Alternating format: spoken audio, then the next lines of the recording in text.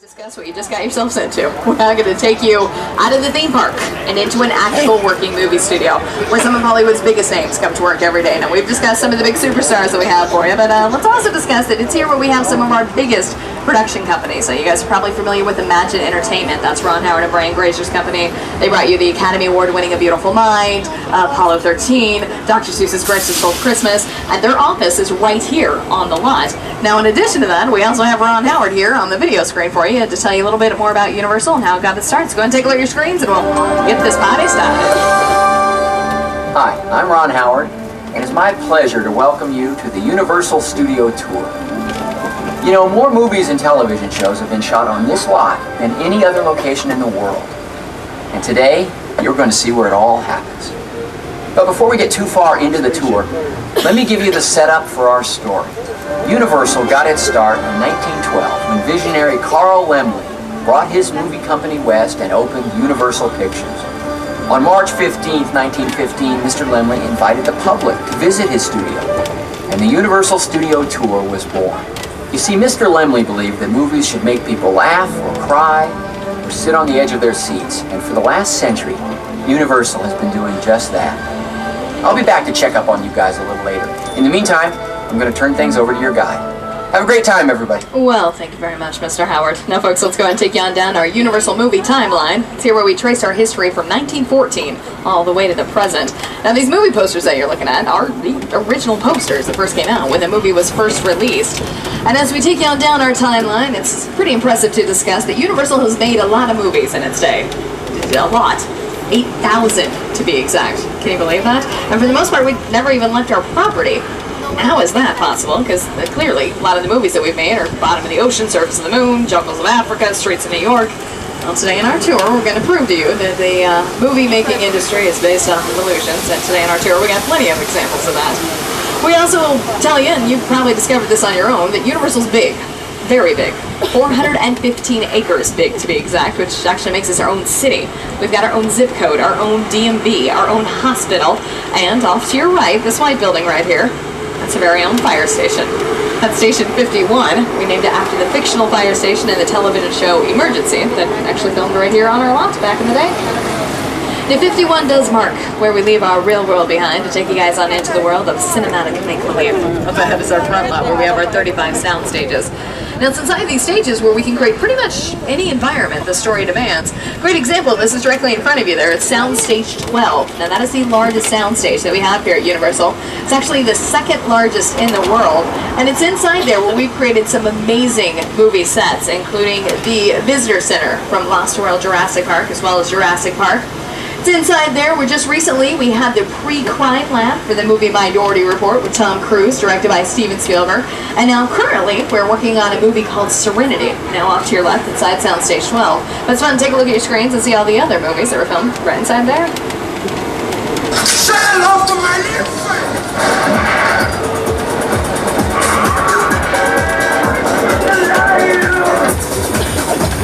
I am Dracula.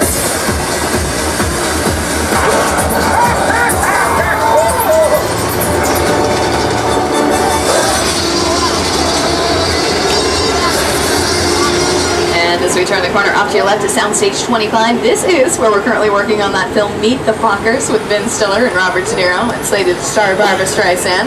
We've got quite a treat for you as we turn the corner here. The doors of the soundstage are open, so you guys are going to get to see the set, which is pretty exciting. And I think we may have a few Marvel characters for you as well, but right inside there, see Soundstage 25, that is the Fockers' home.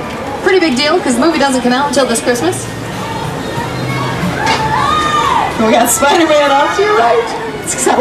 The excitement of it all. Just next to that, you're going to get to see our lower lounge where we have backdraft as well as our special effects sound stages. You're also going to see Soundstage 28. This is the oldest soundstage that we have here at Universal. It was built back in 1925 to house the elaborate Paris Opera House set for the movie The Phantom of the Opera, starring Ron Shady. Over the years, The Bride of Frankenstein, Mother from Psycho, the giant T-Rex, as well as the Grinch has been inside there. Lots of scary creatures. So turn the corner even further, you'll see our big poster for Wicked, the new Broadway musical in New York. Universal produced that. Stars Kristen Chenoweth and Idina Menzel, who was Maureen in Rent.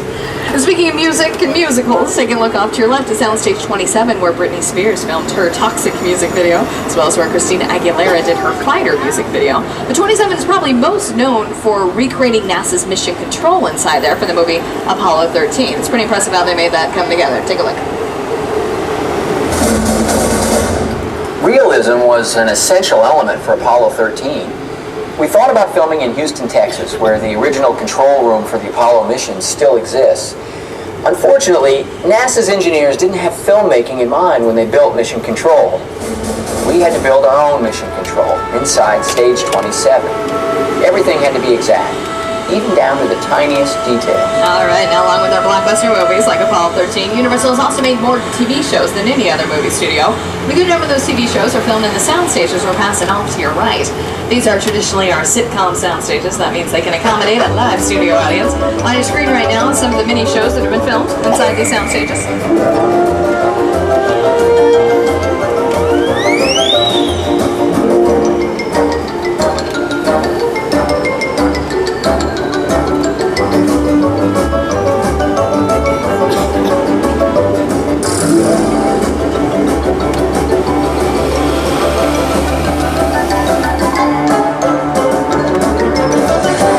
Our TV shows work on an extremely fast schedule. The average episode takes us about a week to complete from the first rehearsal to the final taping.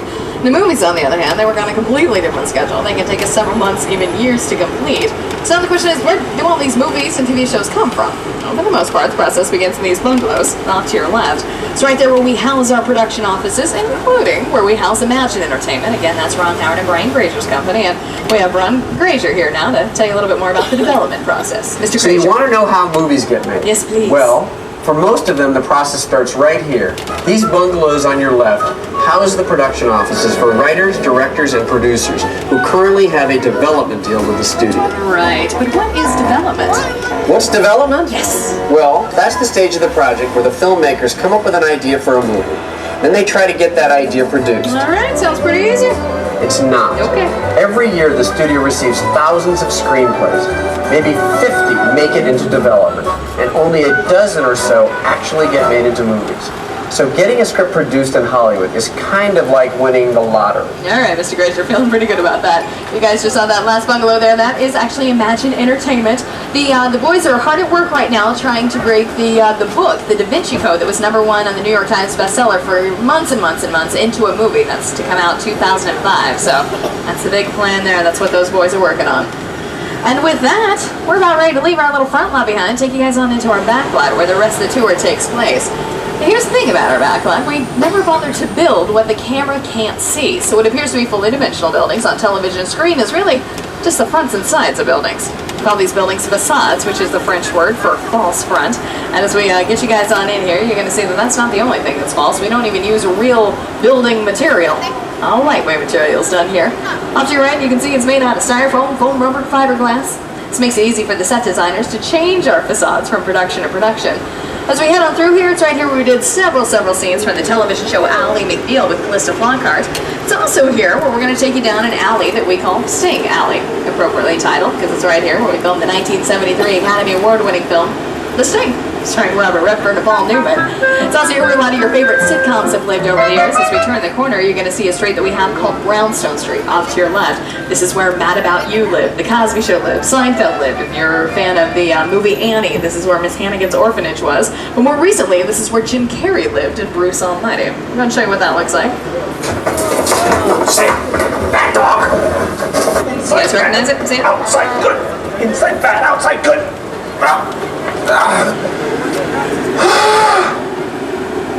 Oh, you're done now. B-E-A-U. You guys taking that out? No fear, we're going to try it again. Off to your left is Courthouse Square, better known as Hill Valley from the Back to the Future trilogy, starring Michael J. Fox and Christopher Lloyd. It is right here where Doc Brown harnessed that bolt of lightning that would send Marty McFly back to the future. Now, Michael J. Fox had to give an extremely versatile performance in the Back to the Future trilogy. Playing a teenage Marty McFly, a middle-aged Marty, son Marty Jr., daughter Marty. Marlene, and even a distant relative from the 1800s. Bart?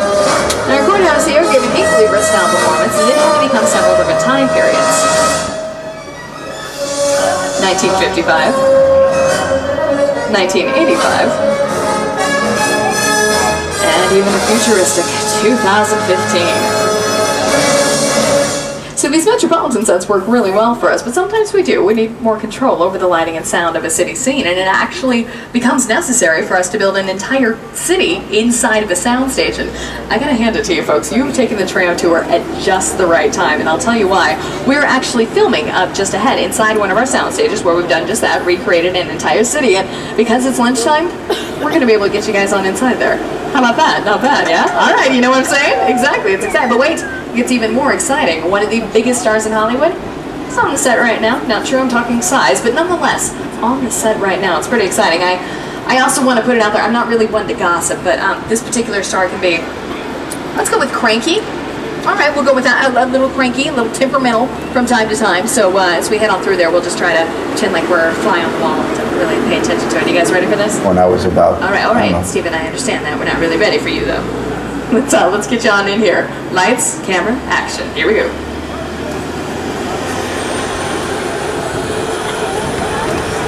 Oh, man. What's going on in here? Destruction continues east, causing thousands to flee their homes. Police admit that they are powerless to stop the enraged beast. Military units are rushing to the scene. The beast was last sighted near the 200-block of Wait, that's Avenue. where we are. We now go to live coverage on the scene with our helicopter reporter, Kelly King. Kelly. We're now hovering above the wreckage of a crushed L train. The helicopter beside us is searching for... Wait! There's a tramload of people down there! We've got to go down and warn them! Attention people on the track! Yeah? We are in danger! Sorry? People are at work! We have to go down and help them! We have to swear to see nowhere! No, Kelly. Kelly, speak to me, Ken.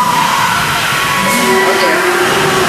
Alright, gang, just, hang on. Clearly that's not what we wanted to have happen there, but we're gonna get you through this. Bob's one of our best drivers. He's gonna take good care of us.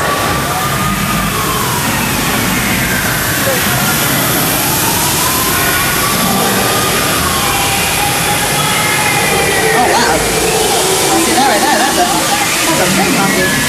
With the studio guy, it's my job to do this. Excuse me, Mr. Foster. Let's go to the table to the bridge there. Feeling a lot better about the whole situation. Just let him go. They're like, hey! Honestly, there's no need for that much hollering. Oh, Bob, you gotta get us out of here.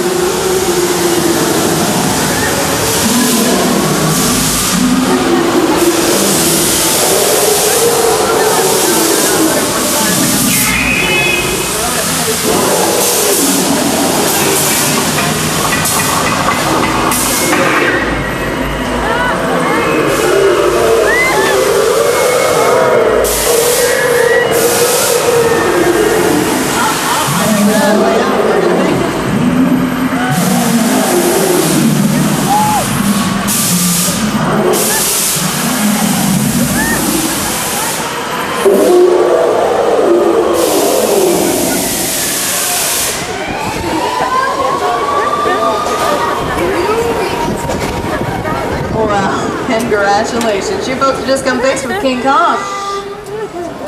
Promise you a big star in Kong is definitely a big boy. Stands over 30 feet tall, weighs over 13,000 pounds. 600 of that is just his fur alone. And Kong's a great example of what we call a mechanical monster. Let me show you what I'm talking about here. This is what he looks like without all the lights and smoke.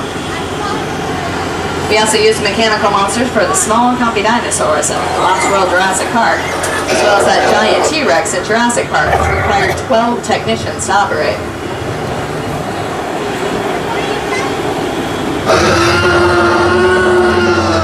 As we turn the corner here, off to your right, you're going to get to see the Lion Estate signs. Again, with Back to the Future, that's where Marty McFly lives, Lion Estates. You're also going to see Soundstage 747. This is where we're currently working on that film I mentioned earlier called Kicking and Screaming, starring Will Ferrell. Let's go ahead and get back to Kong. He would feel right at home in this next part of our lot we're going to take you guys on into called New York Street. call it New York Street because it looks like New York. That makes sense. But we've used it as pretty much every city in the world over the years. Just recently, we did use it for New York for Spider-Man 2, starring Tobey Maguire and Kirsten Dunst. That's where we filmed the original Spider-Man. And several other movies, music videos, TV shows, and commercials were filmed right here. Take a look.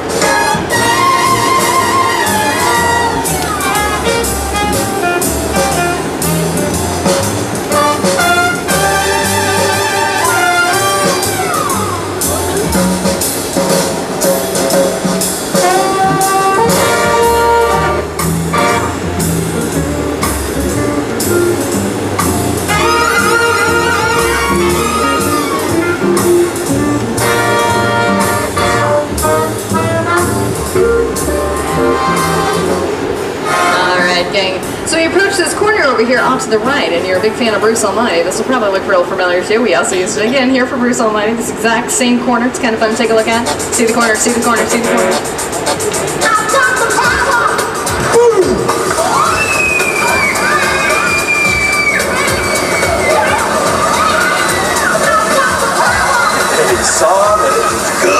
That corner was also used for New Line Cinema's Austin Powers 2, Inspired by Shag Me, starring Mike Myers and Heather Graham. If you haven't seen where Burt Backlot and Elvis Costello were playing while those two got shagadelic, all took place right there.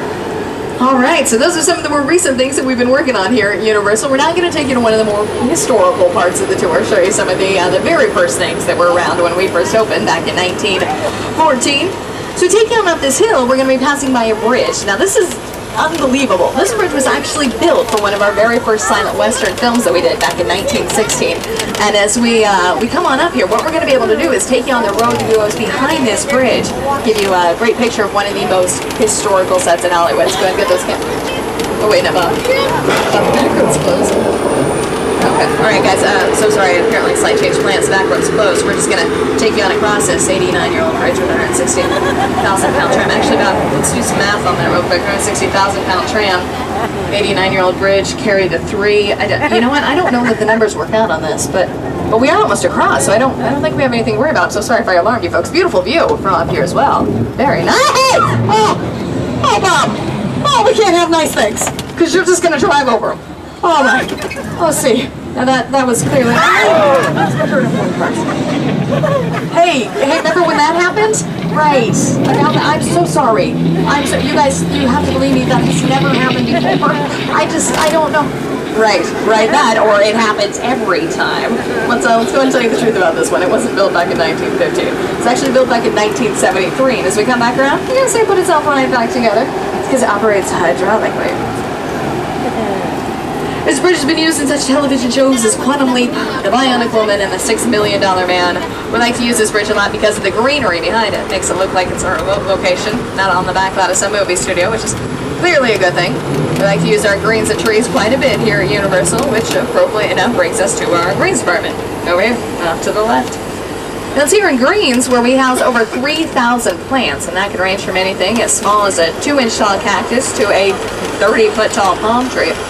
So if I'm a director, what I'm going to do is have my research department figure out all the greens and trees I need to make my set look just right. They'll load them up onto a platform, take them over to a soundstage, and then they put them under a bunch of hot lights for about 3 or 4 months. Yeah, that's probably not the best environment for plants, so occasionally what we have to do is just create the entire plant from scratch. And that's what you're going to see over here, off to the left.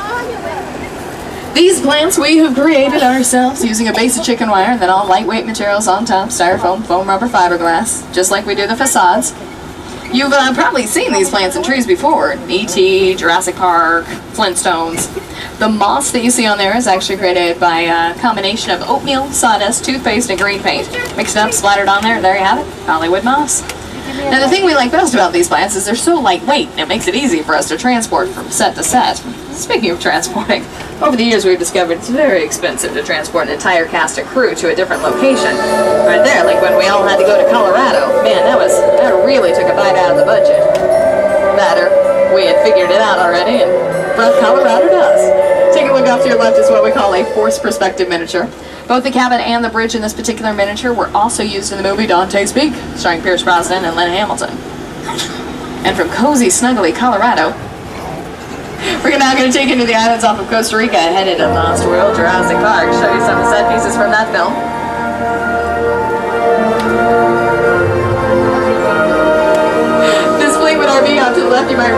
Mama T-Rex was not happy with the people inside that RV and pushed it off of a cliff. Well, that's the one. Just next to that is the boat that was used in Jurassic Park 3 with Sam Neill. And some ribs. I guess those are what, from Tony Rome's on City Walk? I don't... Right. We use a lot of great weather effects in our Jurassic Park films as well. The misters are one of them. We also have something called a lawn fogger. Kind of like a lawn mower, only because it looks like one. What we do is we put a block of dry ice on a low-riding cart. But instead of adding hot water, we'll add hot oil. That makes our fog linger a little bit longer, a little bit lower for us. Now, speaking of weather effects, I think we are actually going to be able to get you guys inside Old Mexico, where they are currently working on some weather effects for an upcoming film. Now, traditionally what we do is we just drive you on through here and show you the set, but I'm wanting to say that they're actually going to be able to give us a little demonstration here. They're flying in nostalgia. Awesome. Okay, yeah, this is going to work. So, as I understand it, the entire demonstration is going to be over here off to the left. If you guys want to get your cameras out and ready. And then just sidebar, this has nothing to do with this area, but I forgot to mention at the top of the drawer, there's a possibility of getting wet today on the Backlot transfer. You guys all saw that sign? Okay, again, has nothing to do with this area. Just wanted to put that out there. Right, here we go. Alright, just a few moments until we get started. There we are. The thunder that you're hearing is off an audio track. The lighting is created by something we have called lighting. This big power light that we flash off and on. Let's see if we can get some rain for you guys. Alright, there we go. The rain is created by putting sprinklers at the tops of the trees and poles. You have to face those sprinklers upwards so that the water falls in a natural direction. We also try to place the sprinklers in such a way that the camera can't see them.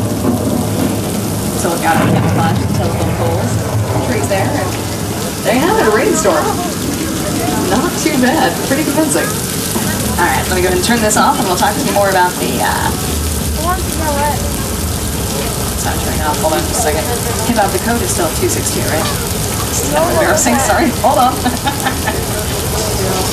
don't think I got it turned off in time. We got a flash flood coming our way. Oh dear. Alright, fun car. I know you think you're safe, but hold on. Hey! Suckers! Yeah, about that. Right. So that right there is our flash flood effect. Flash flood is created by dumping thousands of gallons of water, sending it rushing on down, and then recycle it all back up for that unsuspecting tram. This particular effect was actually used in the movie Big Fat Liars, starring Frankie Muniz and Amanda Bynes.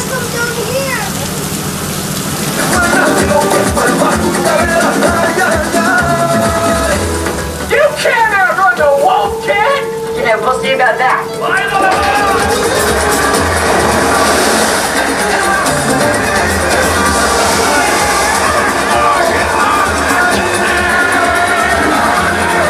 That effect was also used for the movie Fletch Lives, starring Chevy Chase. Chevy Chase just had to turn the corner to another film in this area, Orion's Three Amigos with Steve Martin, and Martin Short was filmed right here. It's also here more recently where we have filmed ER with Noah Wyle. You guys have been watching that a lot recently, as well as the new show on Fox, The OC, is filmed right here. And just a few years ago, we did a movie here called A Man Apart, starring Vin Diesel. Very happy to be working that day. You know what I'm saying? You know what I'm saying? Alright. Let's take you guys on out of Old Mexico and head on into the Old West. This is 6 Points, Texas. Now, 6 Points is called 6 Points because it's got 6 individual streets. They all look the exact same. They all got their own bar, their own saloon, their own jail. That's because back in the 1920s, there wasn't sound in movies. So it was possible for us to make 6 different films all at the exact same time. Of course, once sound came into play, well, we had to let that all go by the wayside, but it sure was fun while it lasted. 6 Points is also interesting because if you take a close look at the doors, you're going to see that some of them are taller and wider and some of them are shorter and narrower. Yeah, it's no mistake. It's actually a pretty clever special effect. What we do is put our cowboys in front of the shorter, narrower doors to make them look bigger. Around here. We're able to help the ladies out. Consequently, by putting the ladies in front of the taller, wider doors, well, that made them look more petite, more dainty, and more in desperate need of rescue. Great tricks and illusions. You'll also notice right there out to the left that the town barn is also the town chapel on the other side, but only you folks will know that because through the eye of the camera, we'd never reveal that. Also up to your left is a base cylinder. This is how we got all of our underwater scenes, most recently used for Alias with Jennifer Garner. We also use it for NBC's Fear Factor, as well as Dragnet with Tom Hanks. I found the snake! And Tom Hanks came right back here to this area a few years later for his movie Apollo 13. The sunspot road that we're driving on was actually transformed to look like the surface of the moon in the dream sequence for Apollo 13. Now there's Ron Howard, the director. He's going to pan the camera, and we're right there. That's where we are. How about that, yeah? Not too bad. And I tell you, those filmmakers, they just keep coming up with better things. Off to your right is a lake, a pond to you and I, but to a filmmaker, no, no, no. This is the entire ocean. By using miniature models and wave machines, clever camera angles, they're able to make this small body of water look like the entire ocean. We used it for McHale's Navy and Creature from the Black Lagoon, as well as U-571, Matthew McConaughey and John Bon Jovi.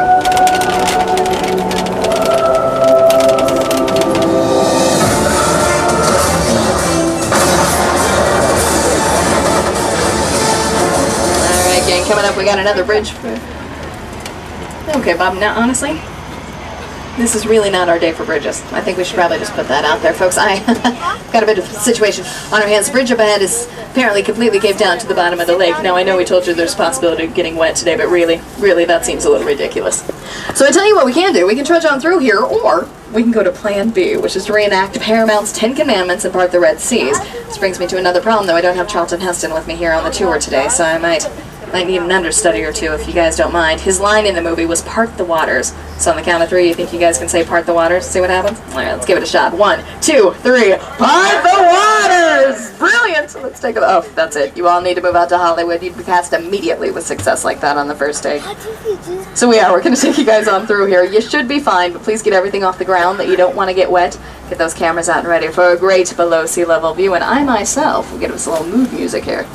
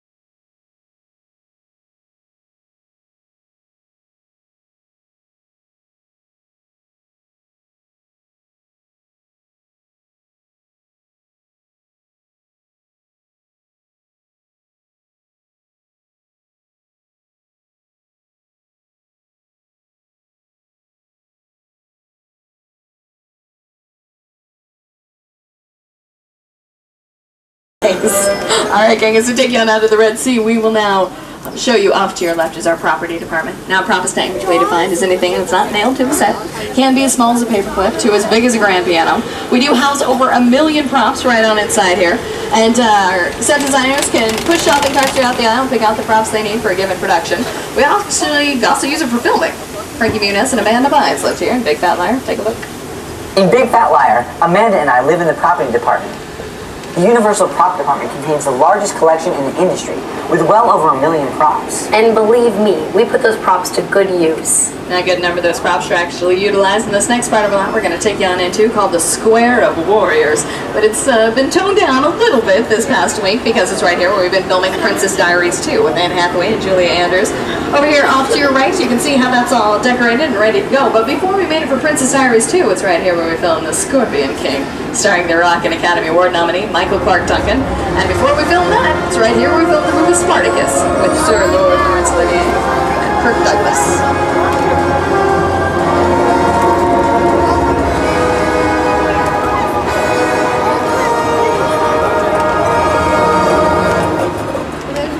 And as we head on out of the Square of Warriors, off to your left we'll be passing by an area that we call Little Europe. Now, we call it that because we can make it pretty much any European country we need simply by changing the language that we put in front of the store signs there. But as we travel on through here, it looks a little bit like Pamplona, Spain to you. Well, you're right. It's right here where Billy Crystal was chased by the bulls in Castle Rock's production of City Slickers.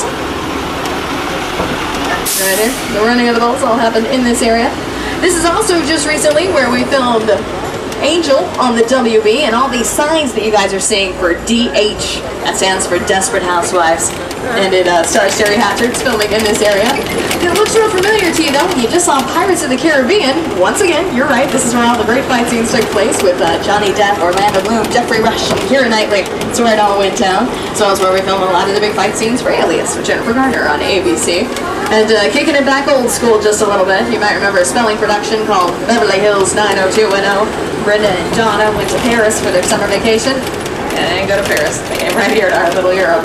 And you can't talk about Little Europe without, of course, mentioning the monster movies. After all, Universal invented the genre that brought us such classics as Frankenstein, The Bride of Frankenstein, Hunchback of Notre Dame, The Mummy, and many others. Off to your right, Court of Miracles, where a lot of your great monsters got their start.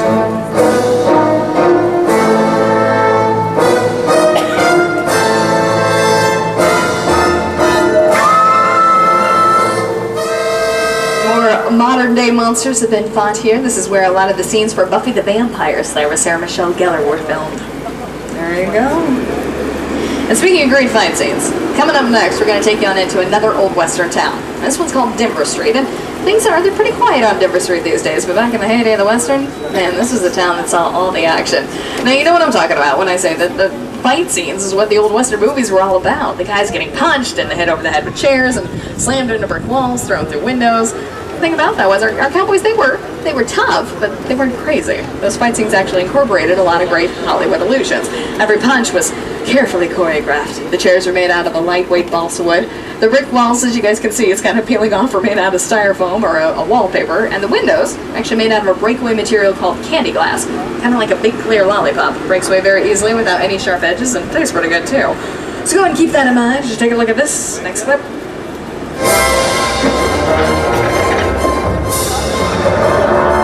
Just gonna stir things up here. You bet I am.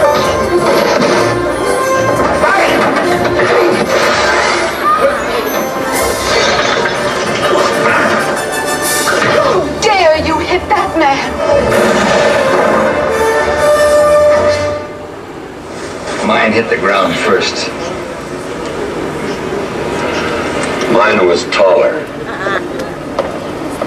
Those last two cowboys, none other than Kirk Douglas and the greatest cowboy of them all, the Duke himself, John Wayne.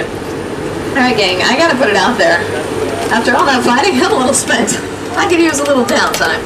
A little R&R. Where would be a good place to... Oh, look at that right there. Amity Island. That looks like a great vacation spot. Just rest and recoup a little bit. Now, true, Amity Island was also the small town that was once terrorized by a man-eating great white shark in Steven Spielberg's Academy Award-winning movie, Jaws. But folks, we got him. He's right there. There's nothing to worry about. We just want to bring you in here now to show you some of the sets of props that we used for the film. In fact, just as an extra precautionary measure, we got the Amity police in the water scanning the lake today, so we should be just fine.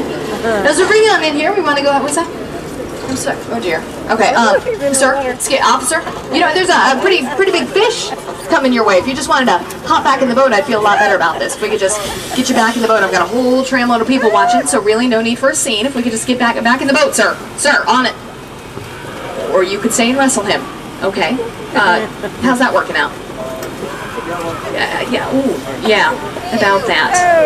Okay. Oh, jeez. All right, guys. I'm so sorry. I'm so sorry that you had to see that. I tell you what we're gonna do now. I was just gonna book it off this pier as quickly as possible. I am gonna need to enlist you folks though now. If you see him, if you could just raise your hand and let me know so we can expedite this as quick. Nobody really. No one sees him. Honestly. Okay. Gotta hold the buoy. There we go. Okay. All right. He's gonna hold the buoy. Now the good news is we are safely tucked behind this castle, so I think if nothing. Yeah. Okay. That didn't really work. Not too. Okay. All right. Starting to get a little anxiety here. Honestly, no one sees him anywhere. I don't. Oh wait. Oh, I think I found him. Where is he? Here he comes. Okay.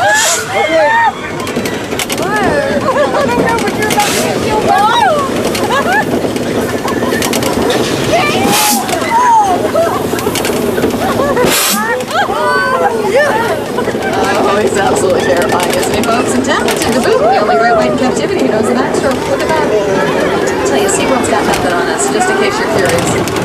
I will have to say, though, he was not so cooperative back when we were filming the movie here, Spielberg. To tell you a little bit more about that. That's a much maligned shark. It didn't really work all the time. It didn't work hardly at all. Wherever you were on the island, you could hear the radio mics. They were always saying, "The shark is not working. Repeat, the shark is not working." We just waited around. We just waited and waited and waited. The shark worked well enough that we, for a while there, we had the biggest hit of all time.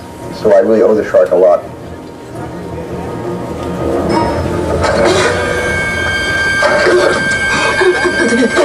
And as we look back on Amity Island, it was also Cabot Cove, Maine for the television show Murder, She Wrote, starring Angela Lansbury. She would ride her bike down that very same hill every Sunday night, the opening credits.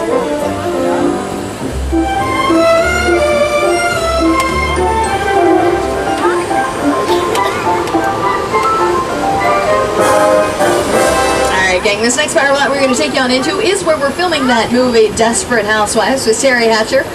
And looks like we're okay if I hop off the mic real quick. That's because we're in a quiet zone, but I think we're okay.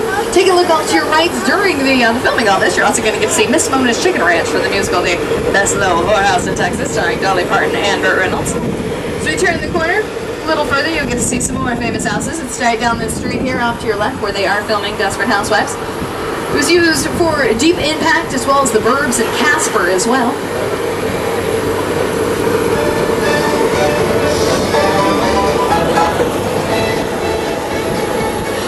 We like to use these sets over and over again, and our set designers are so talented that most of the time we can do that pretty effectively. That unless you folks really know the movies, you don't recognize them from production to production. But occasionally we will. We will come across a project where we're not going to be able to use any of those houses at all. In fact, we're going to have to create the entire set from scratch, and that's exactly what happened. We decided to make Dr. Seuss's Grinch That Stole Christmas. Here's Ron Howard to tell you a little bit more about that. One of the biggest creative challenges we face on How the Grinch Stole Christmas was bringing the storybook world of Dr. Seuss to life. Some of the most talented artists in Hollywood worked for months to create a living, breathing Whoville inside this stage. When it was all done, they had built an entire city, and the fantasy world of Dr. Seuss became a reality. And we're now going to make it a reality for you guys as we take you directly on into Whoville. Grinch, of course, starred Jim Carrey, Molly Shannon, and Christine Baranski. And stuff that only you folks will know is the fact that we used over 2 million linear square feet of styrofoam to get this all come together. The blue cars that you're looking at right there are actually just golf carts underneath with 2 shells on top of. This is the footage that we used for that exact building right there.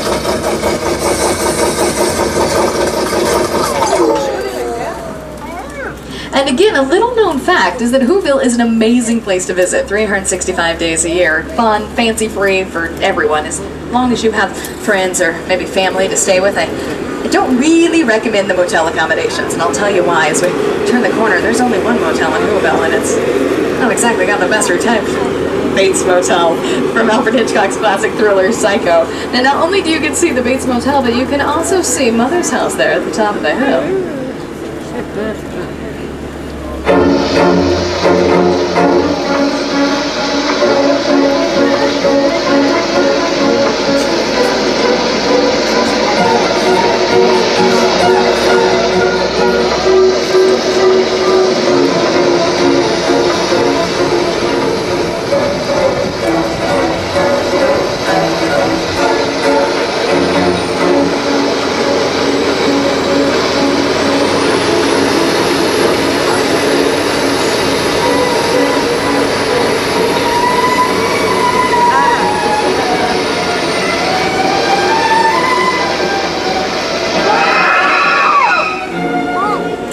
As we turn the corner from one spooky set to the next, we're now going to get you on to Site B from Lost World Jurassic Park.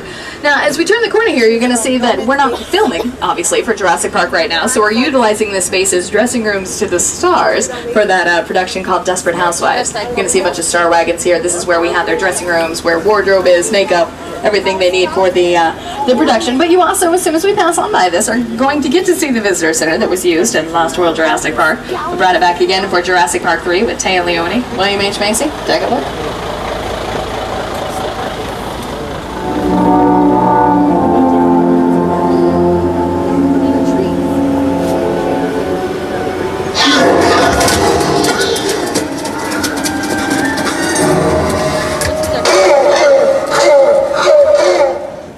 Something that only you folks will know is that Jurassic Park 4 is in pre-production. It's gonna happen. Pretty exciting.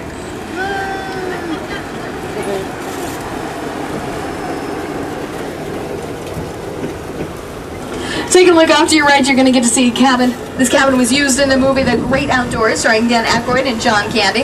It's also used for the television show Coach with Craig T. Nelson, as well as the movie Dante's Peak with Pierce Brosnan and Linda Hamilton.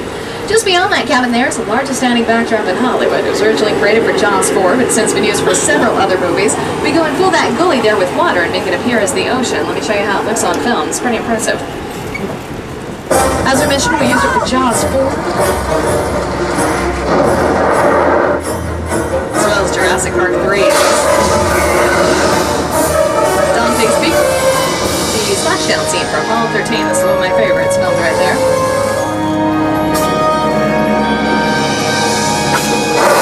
Oh, Brother Parrot there with George Clooney. I gotta say, it was really hard getting that cow to stay on that roof all day. Man. Better, it was CGI, computer-generated imagery, which has really helped us revolutionize our films over the past few years. One of the biggest advances of that has been Stephen Sommers. He's the director of The Mummy. The Mummy returns in the upcoming Van Helsing, and it's interesting to tell you about how he created The Mummy and his work with Industrial Light and Magic for that film.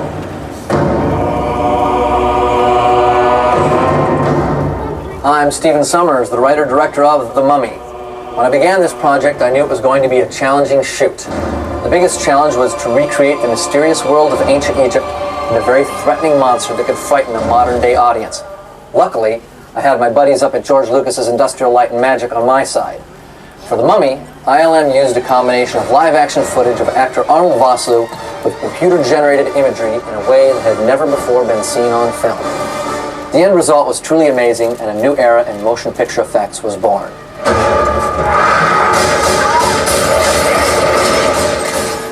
And with that, gang, what we're going to be able to do is take you directly on through the Mummy's tunnel. This is actually pretty exciting. When we were filming The Mummy, we did all of it on location, but then we created this to come back and use pickup shots for any editing that we need, so we don't have any problems with continuity errors. We're going to be able to get you guys right on inside here. Now, if you're familiar with the movie, you know about the tomb that has never before been opened. Clearly, bad things happen when it's open, but it won't be a problem at all for us. It's going to be over here off to the right, so if you guys want to go and get those cameras out and ready, we'll go and show you that too. Nice and tightly. Okay, yeah, that's open. That's not what I wanted to see. Oh dear. Okay, folks, just hang on tight. Obviously a bit of an error in judgment on my part, thinking we could just come on through here, but we got Bob, our driver, is going to take good care of us. Just trudge on through here. We should be... Hey! What's going on here? What is this?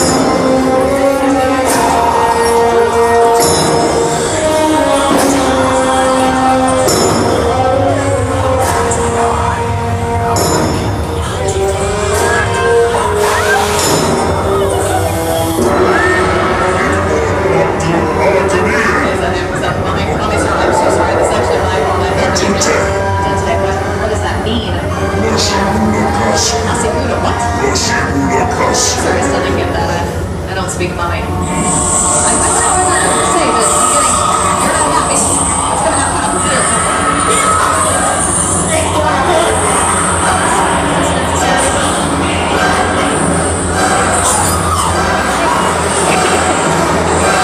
No, guys, that was not that bad. If that's as bad as it gets, we're going to be just fine. Nothing. Okay, wait a minute. When does that sound? Okay, folks, if you have bug spray, now might be a good time to go ahead and put that on. Not for nothing, but I think that... I don't need this now, but... Oh, my hair. My arm, my leg. Folks, stay on the tram!